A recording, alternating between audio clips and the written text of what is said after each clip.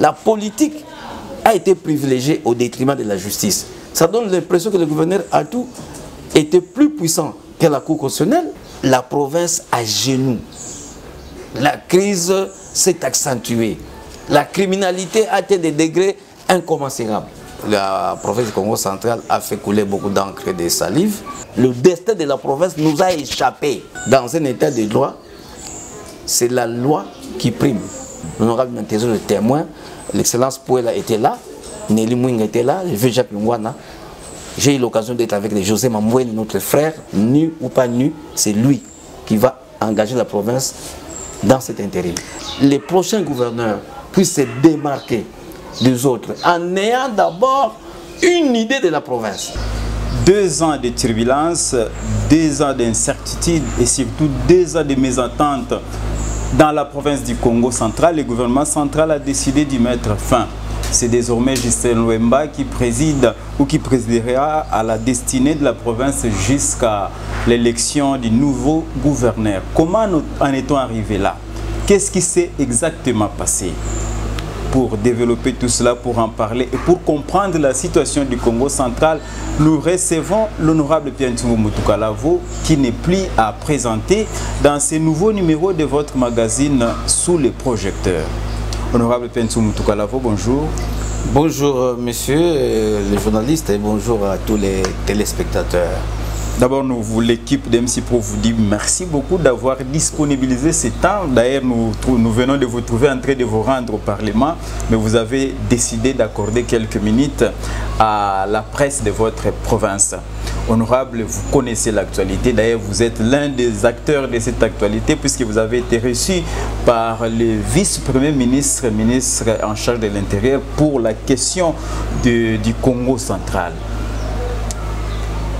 Faites à vos électeurs, à votre population, un petit résumé de ce qui s'est passé au niveau du vice-ministère de l'Intérieur. Merci beaucoup, messieurs les journalistes. C'est vrai que c'est nous, députés nationaux, qui avons l'habitude d'aller frapper à différentes portes des ministères pour poser le problème de nos populations. Et curieusement, pour hier, c'était différent, c'est plutôt les VPM, donc le vice-premier ministre, le ministre de l'Intérieur, qui a invité tous les députés nationaux Congo. C'est lui qui nous a invités à son cabinet et c'était pour moi une grande première, mais à la fois en filigrane de l'actualité, de l'acte qu'il avait pris la veille en mettant ensemble la province du Congo central avec les autres provinces comme province devant organiser les élections des gouverneurs. On avait deviné que ça serait autour de ça. Effectivement, nous avons répondu à son invitation. Sur 24 députés nationaux, il y a 17 qui étaient disponibles ici, parce que c'était une invitation aussi à l'improviste. Les 24 députés nationaux du Congo central. Du Congo central et nationaux, et certains étaient absents. Oui. Puisque moi j'ai reçu la nouvelle la veille par WhatsApp dans des groupes, et le lendemain matin on s'est appelé, nous sommes retrouvés là-bas au ministère. Mais il y a aussi un député élu de Kinshasa qui était avec nous-mêmes au Congo, élu de Kinshasa. Alors il nous a appelés pour nous entretenir justement autour de l'actualité politique. Il nous a transmis 2 messages et nous a demandé un service, parce que je voudrais être le plus fidèlement possible.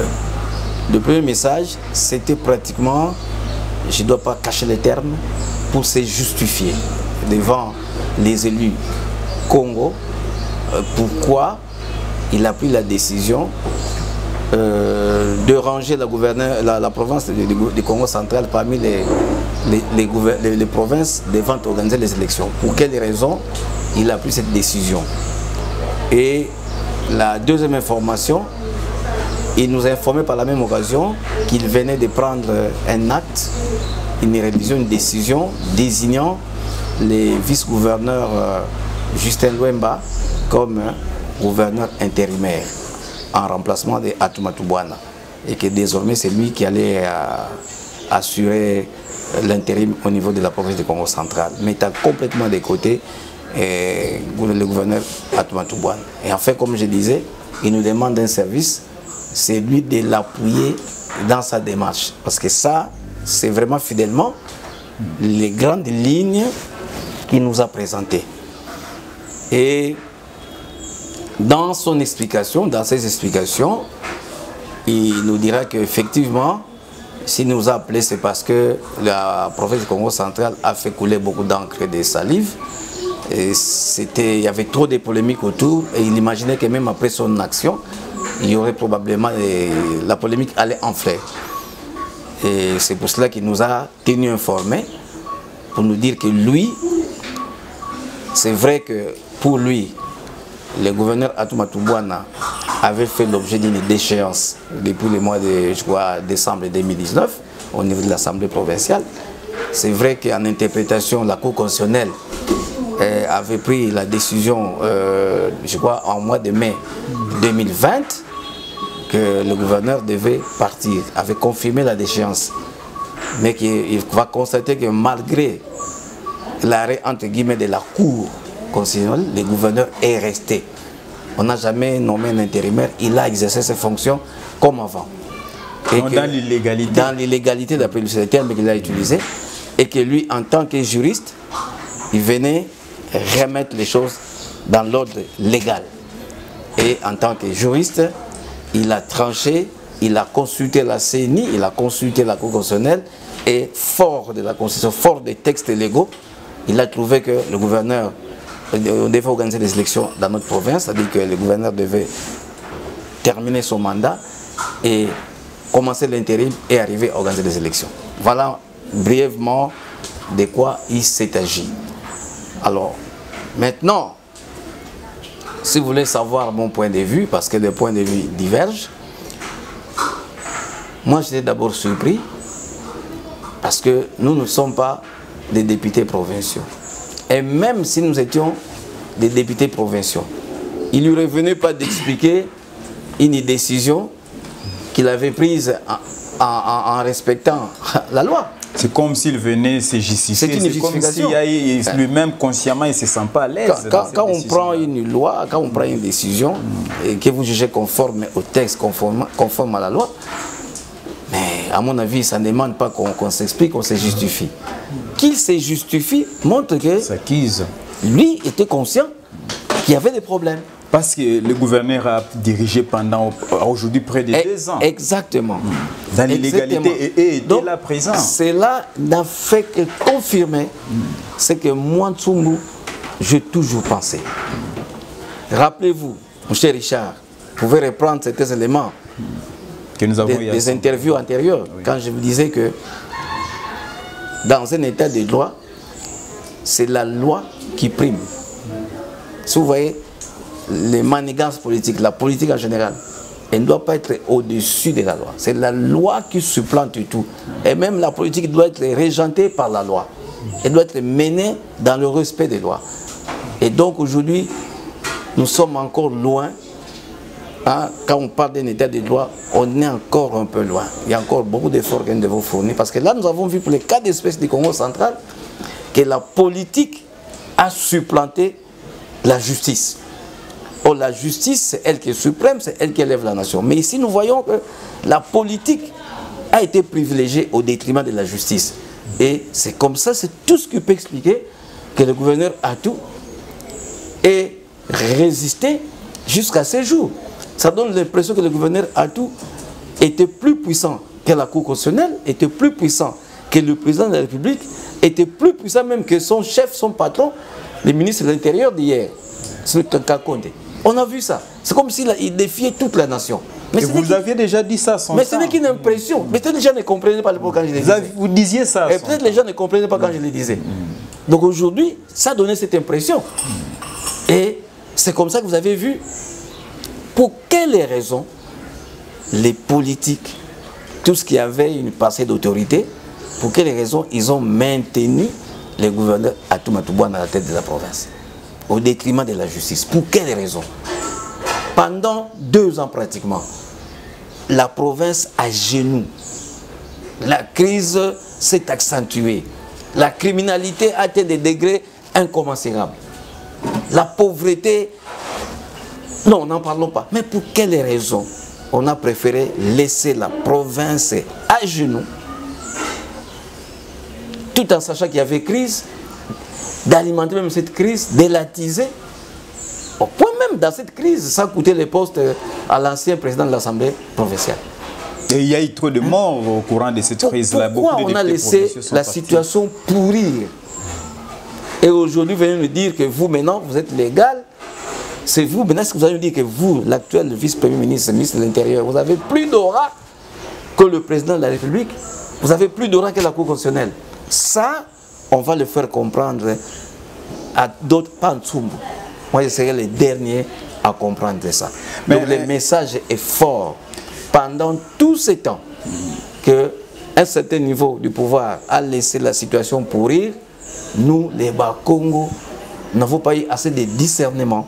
Nous sommes tombés dans le piège. Et on ne s'est même pas demandé pourquoi on a laissé. Nous sommes tombés dans le piège parce que, au lieu que nous voyions d'abord l'intérêt de notre province, au lieu que nous ayons la tête froide pour savoir d'où vient le mal, pour les juguler, pendant qu'à un certain niveau on tirait des ficelles, on nous faisait entrechoquer les têtes les uns des autres, nous sommes contentés de nous quereller dans la guerre des positionnements. Derrière des individus, il y a eu des classes, non, nous sommes divisés, nous sommes querellés, nous avons nous-mêmes commenté à nous cogner les uns les autres. Parce qu'on n'a pas eu le temps de comprendre ça.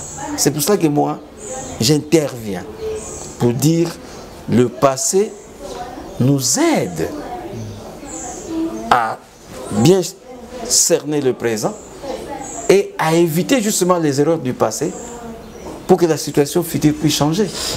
Est-ce que nous allons continuer maintenant, après cette histoire où pratiquement le sort du gouverneur est réglé? Parce que nous sommes rangés derrière les personnes. On est des pros à tout, des contre à tout, des pros là, des contre là. On a passé le temps comme ça. Maintenant qu'on est arrivé à ce stade, est-ce que nous allons continuer à alimenter les débats autour des personnes? Nous allons voir ça, honorable. Vous avez été reçu, le vice-premier ministre vous a consulté, vous venez tout de suite là de faire le compte rendu à votre peuple de votre réunion avec le vice-premier ministre. Mais vous aussi, vous avez eu à lui dire quelque chose. Qu'est-ce que vous lui avez dit au juste? Mais ce que je viens de dire, c'est que moi, personnellement, c'est ce que je lui ai dit. Concernant le soutien... Avec votre franc-parler... Concernant le soutien, il était, si vous regardez les images, moi, je me suis mis à côté. Je ne suis pas le président du caucus. Mais je me suis arrangé pour être à sa gauche. Vous voyez l'image là, la salle. Non, Nelly était à ma gauche. À droite, là, c'est le président du caucus. À droite, du ministre. Et moi, j'étais à gauche. Je les voyais comme ça. Et je lui ai dit la vérité pour lui dire qu'il n'avait pas à attendre mon soutien en tant que député national. Quel soutien il allait attendre de moi? Parce que là, on allait les chicoter parce qu'il avait pris une mauvaise décision que moi, j'allais soutenir. Non, il n'avait pas à attendre un soutien de moi. Qu'est-ce que vous appelez mauvaise décision, honorable? Non. Mais puisque, la décision d'avoir laissé la situation se pourrir. Mais puisque lui attend notre soutien, s'il était conscient qu'il avait fait des choses dans la ligne bien agi, pourquoi attendre notre soutien? Notre soutien, c'est par rapport à quoi? C'est une demande qui n'a pas de sens. C'est pourquoi moi, je lui ai dit, moi, si réellement c'est vous qui venez régler les choses au Congo central pour que la paix revienne, pour que nous puissions décoller, félicitations pour ce que vous avez fait. Vous avez fait des choses là où même le président de la République s'est montré impuissant. Donc vous êtes vraiment extraordinaire, entre guillemets. Et donc félicitations. Mais moi, je vais continuer à accompagner vos actions si elles vont dans le sens de faire en sorte que la province se retrouve sur tous les plans. Si vous prenez des décisions qui vont dans le sens de faire que la province se retrouve, des décisions qui sont conformes à la loi et qui font avancer la province, là je vais vous accompagner. Mais un accompagnement aveugle, ne l'attendez pas de moi. Et je lui ai dit, mais dites-nous pourquoi tout ce temps-là on a laissé pourrir la situation. Oui, ça c'est aussi la question que vos électeurs se posent. Je lui ai posé la question. Pourquoi? Et nous les députés, ce n'est pas nous qui démettons les gouverneurs. Ce n'est pas nous qui élisons les gouverneurs. Ce sont les députés. Pourquoi vous venez chez nous? Et même si ce sont les députés provinciaux qui élisent les gouverneurs, il n'y a pas d'injonction de nos députés provinciaux. Donc moi je lui dis toutes les vérités et en tout cas je puis comprendre que ce que j'ai toujours dit, c'est ce qui s'est réalisé, c'est-à-dire quelque part le gouverneur, qu'il ait raison ou pas. Je n'entre pas dans la guerre judiciaire, moi je ne suis pas juriste, hein, parce qu'il y a un débat qui va certainement continuer autour de cette fameuse déchéance. Mais moi, en âme et conscience, j'ai toujours relevé de manière objective, j'ai toujours relevé que la déchéance des gouverneurs, du point de vue de la procédure, je ne parle pas des contenus de ce qu'on a reproché au gouverneur. Parce que pour déchoir un gouverneur, il y a des motifs, il faut avancer des raisons. Je n'entre pas dans les raisons que les députés de l'époque avaient avancées pour déchoir le gouverneur, mais les contenus, la manière, parce que je l'ai dit encore là, et une fois je l'ai dit en face du président Matousila, au palais du peuple. L'honorable Nantezou, le témoin, l'excellence Pouela était là, Nelly Mouing était là, le vieux Jacques Lungwana. J'ai eu l'occasion d'être avec José Mambouene, notre frère, notre honorable José Mambouene.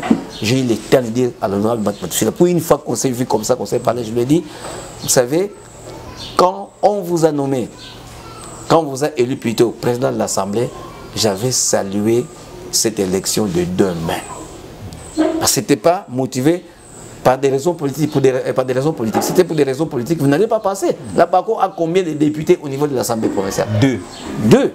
Alors, politiquement, comment ça allait se faire? C'est impossible. Mais avec des conciliabules, des tractations, j'ai salué la présence d'un monsieur que je trouvais d'abord sage, de par son âge et par son expérience. Je me suis dit, au moins, on a à la tête de l'Assemblée provinciale un monsieur sur qui nous pouvons compter au Congo central, qui pourra bien collaborer avec le gouverneur qui est jeune. J'avais salué, ne fût-ce que, mais basant sur cet aspect de la maturité, de l'expérience et de l'âge. Malheureusement, ces jours-là, lorsqu'ils ont procédé au débat au niveau de l'Assemblée provinciale, qui est allé jusqu'à Bilolo, c'est ce jour-là que j'avais enlevé toute la bonne cote que j'ai donnée à l'honorable Matousila, qu'il me le pardonne que je dise ici parce que c'est la vérité. Et je le lui ai dit en face, ce n'est pas la première fois, parce que je ne peux pas comprendre ce jour-là avec les images que nous avons vues.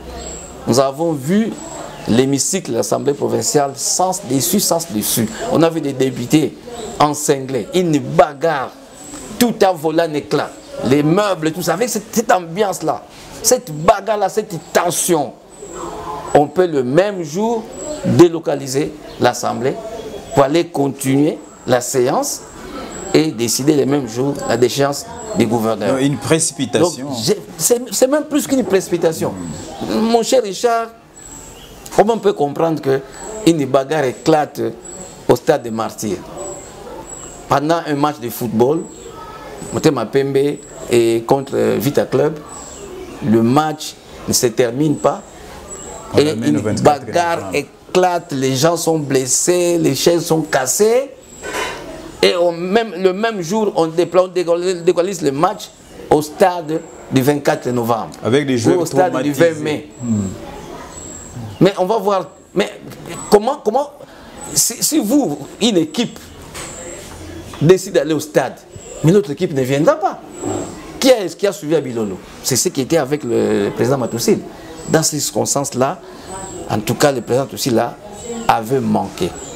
S'il était sûr d'avoir la majorité et de renverser à tout, après cette bagarre-là, chacun devait rentrer chez soi, réfléchir, et ils avaient la possibilité de recommencer la séance.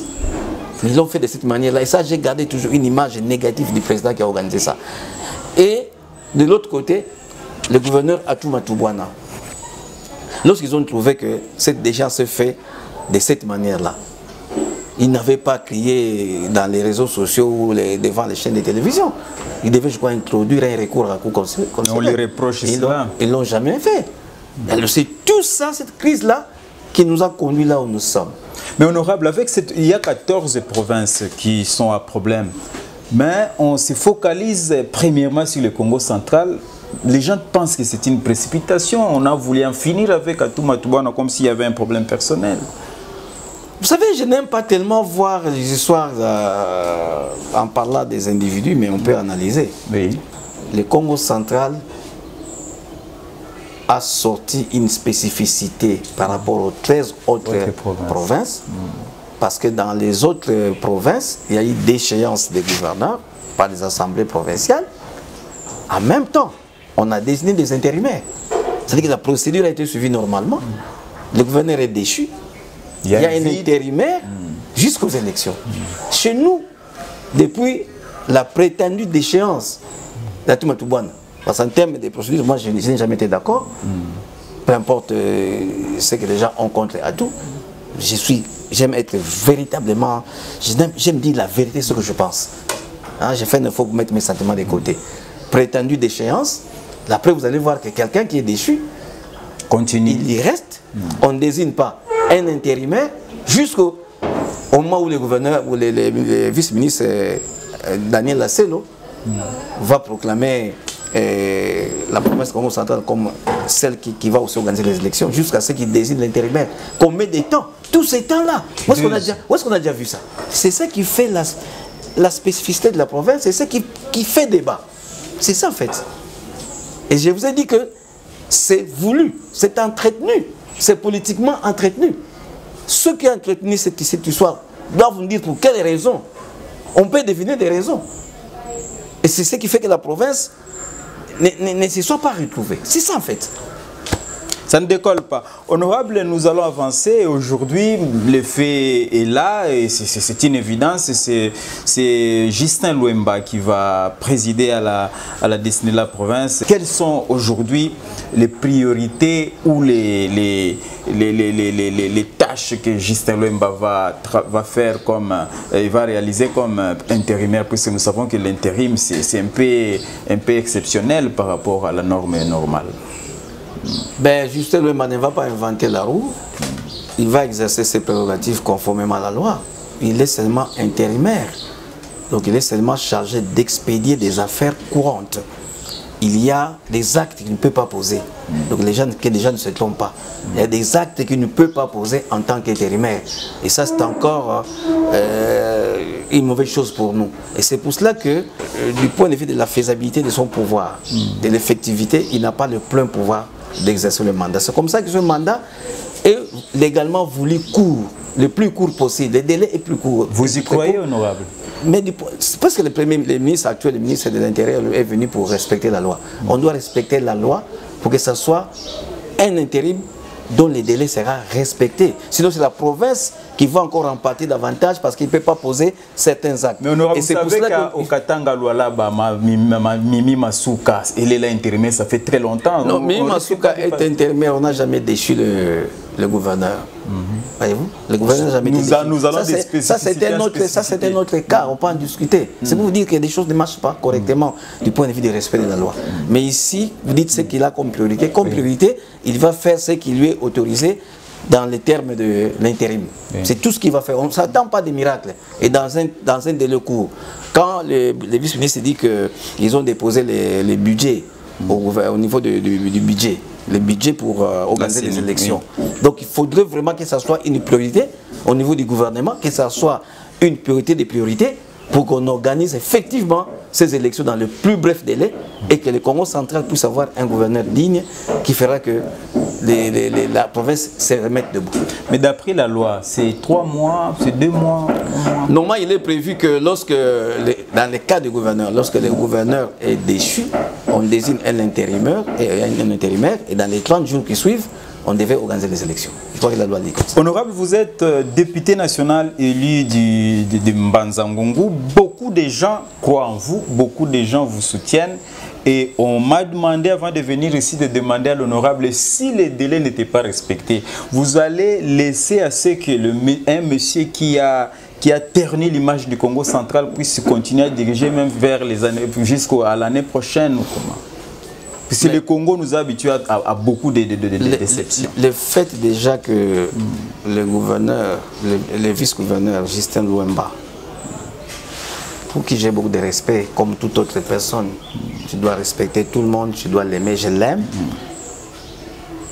Il n'avait même pas en principe 2 minutes à assurer l'intérim.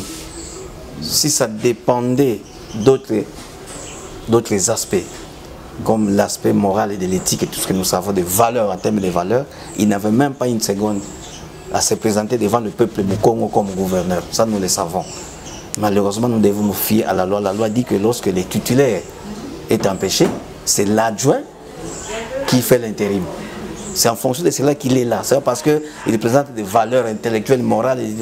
Non, c'est comme ça qu'il est là. Il est là presque par hasard.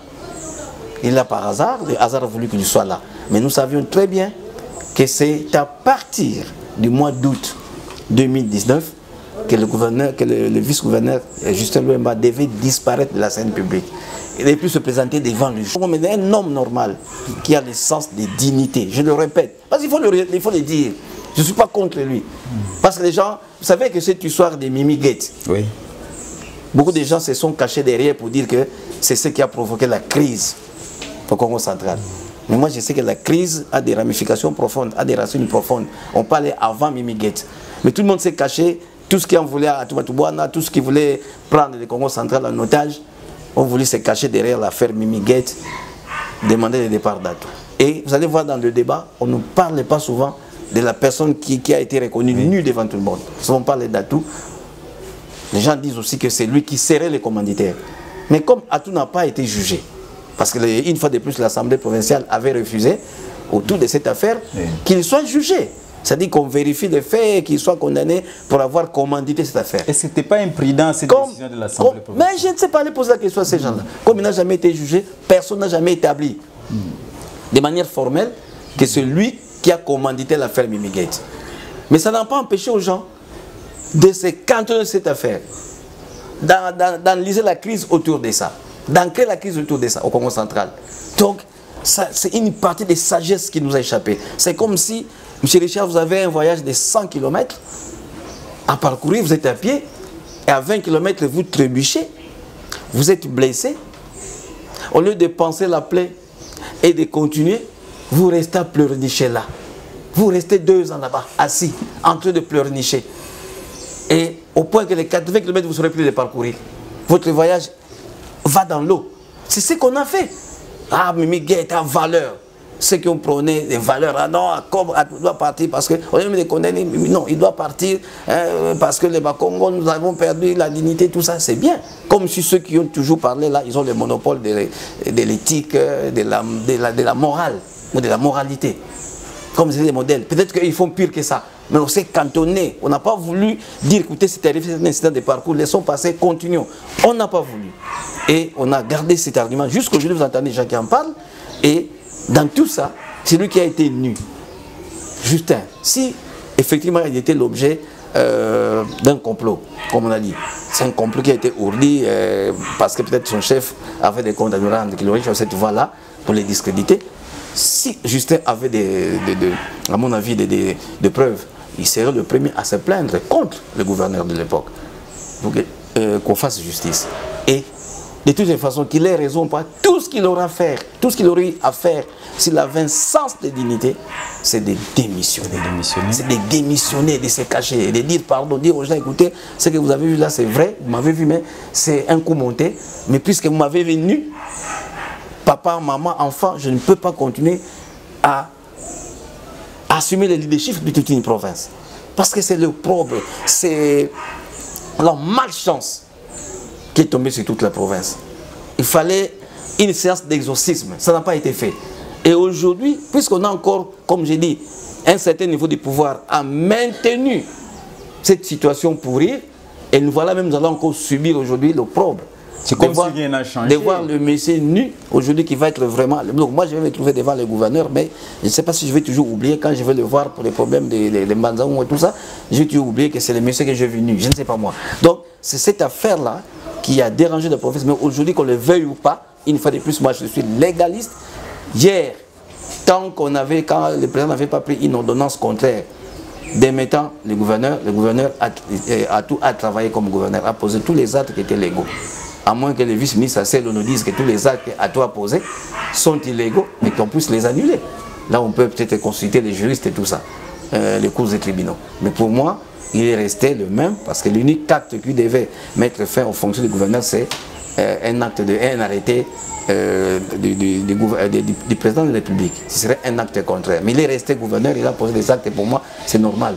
Et c'est de la même manière qu'aujourd'hui, la loi veut que l'adjoint devienne l'intérimaire, il est, qu'on le veuille ou pas, nu ou pas nu, c'est lui qui va engager la province dans cet intérim. Le vice-premier ministre s'est basé uniquement sur la loi, sur la procédure légale. Mais il y a aussi l'éthique et la déontologie des agents de l'État. On n'a pas tenu compte de ça. Mais non, ce n'est pas lui qui devait tenir compte de cela. Nous, on dit à Kikongo, kuna wakangi la wiki et kuna wasisa kutwa ngango. Là, vous avez emballé le miel, c'est là que vous avez laissé le sac de la sagesse. Donc, ça signifie que aujourd'hui, Justin Louemba, à l'époque, s'il n'avait pas démissionné de lui-même, comme il avait manqué le sens de dignité, le président de la République, en tant que garant du fonctionnement, du bon fonctionnement des institutions, c'est lui qui devait le démettre. Parce que ça touchait à... C'était impudique. C'était un scandale public. Tout le monde le sait. Ne fût-ce qu'au nom de la moralité, de l'éthique. Parce qu'il y a aussi les codes de bonne conduite de l'agent de l'État. Le président de la République devrait. Et aujourd'hui, vous demandez la question au président pourquoi il ne l'avait pas fait, le président de la République. Pourquoi le gouvernement ne l'avait pas fait. Posez-nous toujours des questions. Mais on peut se poser des questions. C'est déjà passé. Nous constatons que la situation est restée et on l'a laissé pourrir. Il y a des questions qu'on peut se poser, même si on a des réponses aujourd'hui. C'est fini, ça ne va pas y revenir. Il est là. Maintenant, nous devons regarder l'avenir en tenant compte de toutes ces fautes qui ont été commises, en dégageant les responsabilités à tous les niveaux. Nous, les députés nationaux, les provinciaux, qu'est-ce qui a été commis comme erreur dans l'approche, dans la façon de faire, pour que notre province ne continue pas à rester à genoux, pour que la province se relève. C'est ça le souci. Honorable, vous n'avez pas peur de cet avenir, puisque l'avenir pour nous maintenant, c'est la prochaine élection du gouverneur qui va se passer si on respecte la loi dans les 30 jours. Il y a déjà la problématique ou la problématique des Makoko Matatu. Les gens commencent déjà à dire que la province doit revenir, doit continuer à être dirigée par un monsieur, un candidat du cataracte. Et cela, vous n'avez pas peur que cela puisse continuer à diviser les Bakongo? Mais si le vice-premier ministre, le ministre de l'Intérieur, a demandé notre soutien, c'est toujours par rapport à ça. Parce que nous savons maintenant que les postes étant vacants, il y a la guerre de positionnement qui va commencer. Cette guerre des tranchées est inévitable. Les débats, on ne va pas les éluder. Il y aura des débats à gauche, à droite. C'est tout à fait normal dans une démocratie. Chacun cherchera à se positionner. Mais la vraie question, on va se positionner par rapport à quoi et par rapport à qui. Donc, les mêmes causes produisant les mêmes effets. Si nous, les Bakongo, de Kasangulu à Mwanda, en passant par Kimvula et Louozi, si nous n'arrivons pas à récupérer notre destin en main, le destin de la province nous a échappé.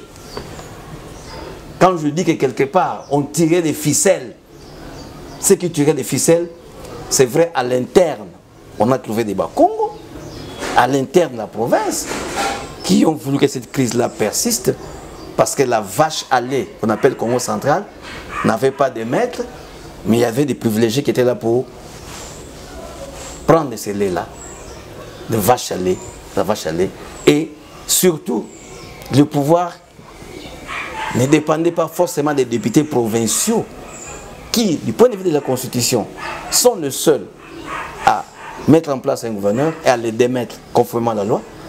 Mais apparemment, les députés provinciaux ont vu aussi leur destin leur échapper. Et c'est un pouvoir quelque part à Kinshasa, un groupe d'individus, comme à l'époque des Kabila. Les choses n'ont pas changé. Les choses n'ont pas changé. Ce n'est pas forcément le président de la République. Ça peut être des individus qui ont une certaine idée du pouvoir, c'est-à-dire pouvoir profit, pouvoir exploitation. Hier, c'était quelques caciques autour des Kabila. Aujourd'hui, on peut aussi en trouver autour du président. On peut en trouver des aventuriers de tous bords qui peuvent faire de la province une vache à lait. Et donc, lorsque le futur candidat gouverneur va partir sur cette base-là, d'un parapluie qui va être le vrai tireur de ficelle, nous allons avoir les mêmes conséquences. C'est-à-dire, notre vache, notre lait va continuer à nous échapper. Il n'y a que celui qui alimente le lait qu'on va changer. Mais ceux qui vont profiter de celles-là vont rester. Je crois que ce n'est pas trop philosophique, je crois que j'ai fait comprendre. Donc aujourd'hui, le vrai problème, quand je dis que notre destin nous échappe, nous en tant que Congo, notre province nous échappe, le vrai problème aujourd'hui, c'est de comment faire pour mettre nos égos de côté, comment faire pour mettre dans un premier temps nos idéologies de côté, les intérêts égoïstes, que ce soit des intérêts des groupes de gens, des tribus, des districts, des partis politiques. Les intérêts, il y en a toujours. Qu'est-ce que notre parti va gagner? Qu'est-ce que notre secteur va gagner? Qu'est-ce que mon village va gagner? Qu'est-ce que moi je vais gagner comme individu? Et dans ce pouvoir-là, ça ne peut pas manquer. Mais s'il y a un pouvoir, un leadership très fort, nous pouvons taire d'abord ces intérêts au seul profit de la province. Parce que quand la province va se retrouver, c'est nous tous qui allons nous retrouver, comme individus, comme village, comme secteur, comme district. Donc il faudrait que les prochains gouverneurs puissent se démarquer des autres en ayant d'abord une idée de la province. Donc ces gouverneurs-là qui vont avoir une idée de la province, la guerre de Lukaya Cataracte ne peut pas avoir lieu. Parce que le prochain gouverneur qui sera là, une fois élu, il ne sera pas, s'il est des cataractes, il ne sera pas seulement là pour les cataractes. S'il est de la Lukaya, il ne sera pas gouverneur de la Lukaya seulement. S'il est du Bas-Fleuve, il ne sera pas gouverneur du Bas-Fleuve seulement. Il sera gouverneur de toute la province de Kasangou-Lambwanda. Et si la province entière se retrouve, tout le monde même va oublier de quel district est le gouverneur. Ce sera même au Congo, sans doute. Même au Congo qui dépasse les clivages. Un rassembleur qui va faire comprendre que ce n'est pas un morceau de viande ou un éléphant qui est là, où le gouverneur, s'il est des cataractes, il va couper le plus grand morceau pour son district. Si nous avons cette image-là, et au niveau des partis, et au niveau, ça ne peut pas marcher. Donc le vrai problème, c'est celui-là. Si nous avons notre destin en main, les tireurs de ficelles vont échouer. Parce qu'on va les ramener toujours à la loi. C'est la loi qui va primer. La province va être dirigée selon la loi. Quelles sont les prérogatives qui reviennent aux provinces? Quelles sont les prérogatives qui reviennent au président de la République, au gouvernement, pour gérer les provinces? S'il y a 14 provinces qui sont en crise, ce n'est pas par hasard. C'est parce qu'on a mis la loi de côté. On est allé dans des considérations purement humaines, des considérations égoïstes. Ce qui amène à des crises politiciennes, des politiques ailleurs. Donc aujourd'hui, il y a des faux problèmes qu'on peut poser. C'est vrai, le problème est réel. Il y a des sensibilités. On parle de la cohésion provinciale, mais qu'est-ce que c'est la cohésion provinciale? Quel est le contenu pour qu'il y ait cohésion? Il y a cohésion lorsque le gouverneur qui est là travaille pour toute la province, quand tout le monde se retrouve. Et c'est ça, à ce moment-là qu'il y a cohésion. Mais si vous allez là pour votre district, ça ne marchera pas. Honorable, vous n'êtes pas candidat. Puisqu'on nous dit déjà qu'il y a une quinzaine de personnes, une quinzaine de vos collègues, des gens que vous connaissez sûrement qui se sont présentés candidats. Mais on aimerait savoir si l'honorable Pierre Moutoukalawo ne sera pas candidat au gouvernorat de la province. Je ne suis pas encore candidat. Et je ne sais pas si je serai candidat. Jusqu'à preuve du contraire, je ne sais pas si je peux être candidat. Parce que se présenter à une élection comme celle-là, ce n'est pas une mince affaire. Il y a plusieurs paramètres qui vont faire que je me présente ou que je ne me présente pas. Donc si les paramètres-là ne sont pas réunis, je ne peux pas déclarer. Ceux qui ont déclaré les 15 dont vous parlez, libre à eux. Mais de toute façon, qu'on soit 15, 20 ou 100 ou 500, il n'y aura qu'un seul poste de gouverneur.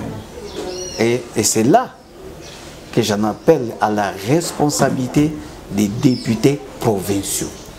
Les députés provinciaux, hier, vous avez eu une grande responsabilité. Vous avez élu. C'est les gouverneurs que vous avez trouvé parmi les candidats comme les meilleurs. Vous pouvez faire les bilans. Quels sont les résultats de cette gestion d'abord qui a commencé avec le gouverneur Atou, avec le président Matoussi, et après Atou, le président Jean-Claude Mouemba. Quel est le bilan du point de vue politique, du point de vue social, du point de vue économique? Quel est le bilan? Quel est le bilan de la province? Vous avez choisi les meilleurs gouverneurs. Et aujourd'hui, nous sommes ensemble là. Est-ce que le gouverneur est le seul responsable dans cet échec? Non. Quelle a été votre part de responsabilité? Il faut tirer des leçons. Où est-ce que vous avez commis l'erreur dans votre choix? Demain, c'est encore vous, ce ne sont pas des députés nationaux. Les députés nationaux, certains, vont se ranger derrière des candidats dans la guerre des tranchées. Il y en a qui viendront pour prendre 1 ou 2 ou 3 députés pour vous influencer. C'est bien, mais ne soyez pas influençables. Regardez d'abord le bien de la province. Regardez vous-même comment on vous a maltraité. 8 ans, 8 mois, vous n'êtes pas payé. Vous avez souffert vous-même, vous souffrez. Nous souffrons avec la population. Tirons des leçons, ne fût-ce que pour nous-mêmes aussi. Je demande aux députés provinciaux d'être responsables devant 500 ou 600 candidats, qu'ils tombent si c'est lui qui présente les meilleurs atouts, qui pourra faire en sorte qu'ensemble nous puissions arracher le destin de notre province, que nous puissions être maîtres de notre province dans le respect de la loi, sans rébellion, tout en respectant les instances, les autres institutions, les autres niveaux de gouvernance. Et donc, prenez les meilleurs, ne prenez pas celui qui va vous donner le plus d'argent, le plus offrant, non. Ou des postes ministériels au niveau provincial. Prenez les meilleurs, n'allez pas le faire pour vous-même. Faisons-le pour nous tous. Faites-le pour nous tous. Je crois que c'est ça le grand message. À mon avis, c'est le peuple Congo qui va choisir le gouverneur, représenté par vous. Donc, je vois très mal, si on voudrait avoir le souci d'avoir un gouverneur digne, qui a des qualités, qui rassemble, qui a une vision de la province, qui a des compétences pour travailler avec tout le monde, comment vous n'allez pas recourir aussi au sondage? Je vois que le moment venu, déjà pendant la campagne, quand nous aurons tous les candidats, je demande, ce n'est pas la loi, mais c'est de manière pragmatique et pratique, je demande à chaque député provincial de rentrer à sa base pour le sondage, pour dire, vous à Songololo, vous à Mbanzangungu, vous à Kimvula, vous à Louozi, voici les candidats, voici ceux qui sont. Donnez même des profils. Qu'est-ce qu'ils ont déjà fait? Qu'est-ce que vous connaissez d'eux? Voici les enjeux. Alors dites-nous, moi je vais aller prendre qui? Et si je fais le sondage en tant que représentant du peuple, je trouve que autant de pourcents disent que je dois prendre tel, mais je vais les prendre. Et si déjà un gouverneur comme ça a déjà l'aura de la confiance de la population, vous voyez sur quelle base il va asseoir son pouvoir. Il assoit son pouvoir sur l'Assemblée provinciale, qui représente le peuple. Donc, il a son pouvoir du peuple et il ne doit d'abord qu'au peuple. Et c'est en ce moment-là que nous pouvons mettre de côté même les tireurs de ficelle, comme j'ai dit. Tout ce qui viendra comme entrave, on peut facilement, politiquement, le mettre à côté et avancer. C'est une sorte d'indépendance qu'il faut réclamer. Il faut que le gouverneur puisse avoir l'indépendance d'esprit. Qu'il sache dire non, au risque même de perdre son poste, si ce qu'on lui demande ne répond pas, n'est pas de nature à apporter quelque chose à la province. Savoir dire oui, parce qu'effectivement je dis oui parce que la province se retrouve. On doit avoir un monsieur comme ça, qui est capable de mettre en avant-plan que l'intérêt de la province, en mettant, mais en oubliant même ses propres intérêts. Je crois qu'on a besoin de ce type d'hommes-là au Congo central, et les députés provinciaux ont le devoir de le rechercher, de les rechercher et de nous les donner au Congo central. Et ils sont là qu'on peut respirer. Honorable, fidèles téléspectateurs qui nous suivaient sur nos chaînes locales et sur YouTube, nous sommes en présence de l'honorable Pierre Ntsumoutukalavo. Vous venez de le suivre, il vient de parler de la situation qui prévaut à la province. Mais honorable, il y a les travaux qui ont commencé, il y a des réalisations que le gouverneur Atouma Toubouana a commencé. C'est par exemple les travaux du bétonnage des infrastructures à Mbanzangungu. Nous avons aussi la problématique que vous avez tenté, vous avez d'ailleurs résolu sur les péages de Kulungongo. Les gens craignent qu'après le départ du gouverneur, les bétonnages qu'il a commencé ne puissent pas continuer. Qu'est-ce que vous pensez de cette situation-là? Nous avons toujours tendance à réfléchir en termes d'individus. On ne réfléchit pas en termes d'institutions. C'est ça le problème. Chez nous, on a des individus forts, c'est-à-dire qu'on confond l'individu avec ses fonctions. C'est comme si ce que vous venez d'évoquer comme problème de Mbanzangungu, la route c'était la route du gouverneur, oui. C'est la route du gouverneur. L'argent c'était l'argent qui venait de la poche du gouverneur, ou c'est le gouverneur qui s'est engagé à rembourser la dette, alors que tout cela a été fait au nom d'une institution qu'on appelle province. Donc la province doit continuer. ne fût-ce qu'au nom du principe de la continuité de l'État. Donc ça doit continuer. Il n'y a rien à craindre. Pour moi, il n'y a rien à craindre. C'est ça de réfléchir en termes d'individus, voyons l'institution. Celui qui viendra, d'abord, c'est l'intérimaire, comme je dis, s'il n'a qu'un mois, il n'aura pas le temps. Mais celui qui viendra, il ne va pas commencer, il va faire l'état tabula rasa. Il va faire l'état des lieux. Il va voir qu'est-ce qu'on a commencé, quel projet on a commencé, quels sont les soubassements, et relancer ce projet. Mais s'il fait l'état tabula rasa, mais qui va payer la dette, par exemple, que la province aura contractée? J'ai entendu parler de 8 millions, je crois que vous faites allusion, par exemple, à l'entrepreneur de Manzamou. Je ne sais pas s'ils sont deux entrepreneurs, les deux entreprises là qui auraient consenti 8 millions de dollars pour ces travaux de voirie. Tout investissement. Alors, oui, c'est la province qui doit s'engager. Et si c'était fait de manière floue, mais là aussi, ça va se savoir. Et c'est toujours au nom de l'État que nous allons le savoir. Mais je ne crains pas beaucoup si on ne passe pas l'État en ce qui si on met en place des hommes valables qui ont des sens de devoir et qui vont faire la continuité et même faire plus. La politique a été privilégiée au détriment de la justice. Ça donne l'impression que le gouverneur Atou était plus puissant que la Cour constitutionnelle. La province à genoux. La crise s'est accentuée. La criminalité a atteint des degrés incommensurables. La province du Congo central a fait couler beaucoup d'encre et de salive. Le destin de la province nous a échappé. Dans un état de droit, c'est la loi qui prime. L'honorable Nantezo, le témoin, l'excellence Pouela était là, Nelly Mouing était là, le vieux Jacques Lungwana. J'ai eu l'occasion d'être avec José Mamouel, notre frère, nu ou pas nu, c'est lui qui va engager la province dans cet intérim. Les prochains gouverneurs puissent se démarquer des autres en ayant d'abord une idée de la province.